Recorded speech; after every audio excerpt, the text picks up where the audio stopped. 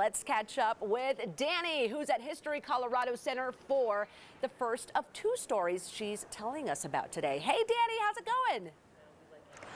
Hi, Claudia. Oh my goodness, we're having so much fun already today, learning so much. So whether you're a Colorado newcomer or if you're a native like me, this is such a great place to come and to learn more about our incredible state. And that's, of course, why we have Dr. Susan Schulten here today, too. Hi, doctor. How are you?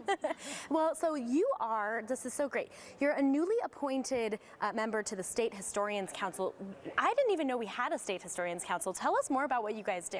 Well, actually, there's been a Colorado state historian for almost a century now. Wow. And about 5 years ago, they broadened it from just one state historian to a council with a rotating state historian. And our goal is to really amplify and explore the history of Colorado, to get stories out there into the community, to advise exhibits, to help develop the collections, and really promote in every way possible the extraordinary and undertold stories of this state. Yeah, we have so many, which is so incredible. Can you tell us what qualifies somebody to become a state historian? Well, that's a good question. I asked the committee that myself.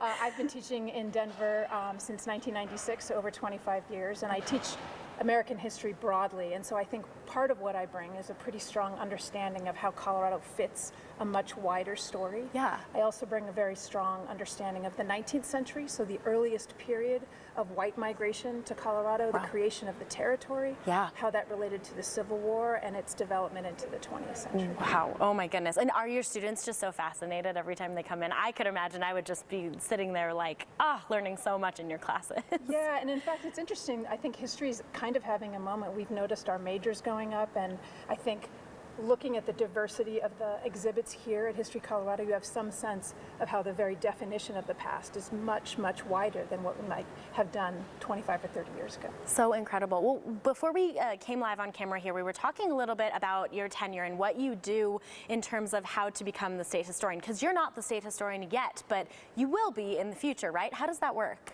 Right. Well, so I just joined the council, and the current state historian is Dr. Nikki Gonzalez from Regis University, who has tremendous knowledge of Southern Colorado and the Hispano influence in early Colorado. I will rotate onto the state historian position in 2025, which of course is the 200th anniversary of independence. And I think my knowledge of American history in general can help really feature some of those stories. Yeah, that's amazing timing. That's huge. I love that. Okay, so you're not only a professor, this is so awesome, you're also a podcaster. I love this. This is so cool. Your podcast, Lost Highways, tell us about this. Well, I have a background role in that. The real talent there is our producer, Noel Black. Lost Highways started 3 years ago. We just finished our 3rd season. And Noel's vision was really to bring untold and understudied stories to the fore and to show how the many forces of the past have produced the current daily life. Yeah. His other goal was to really show that Colorado is not just unique and in the West, but in many ways, as you can see from the exhibits, Rainbows and Revolutions, Colorado history is at the center of American history. So we're extraordinarily proud of the work he's done. Oh my goodness. Well, okay, to add to your long resume, because you are just so talented in so many ways, you also are a cartographer. You deal with maps, and tell me a little bit about what that entails for you. Well, I don't make maps, but I have for about 20 years been fascinated by what old maps can tell us. So in the context of Colorado, of course, many people know that the first waves of white migration came as a result of the gold rush. So that's a great example. Those early maps of the gold rush give us such a great sense of how little was known about the topography out here. About the geography, about where this place really was, which was then the far western edge of Kansas. So I use old maps to tell new stories about Colorado and American history. Amazing. Well, speaking of topography, geography, all of that, if you guys haven't been here yet, check this out. We're standing on a Colorado map in the middle of the atrium here at the History of Colorado. This is so cool. So can you show us, Dr. Schulten, where Denver is on this map? Well, and this is an exceptional addition to the new building. I was so delighted when I came to see this. And for those of you who are coming, make sure you go upstairs to get the full Look down. effect. But we're looking and we're standing on a map that is really primarily the natural landscape, the topography, the hydrography, the water systems of Colorado.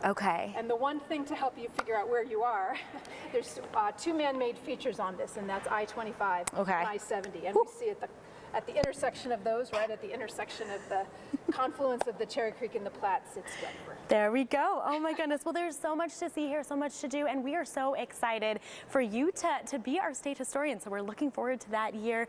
Thank you so much, Dr. Schulten. We appreciate it. Thank you. And please come down when you can. Yes. Kids are always free.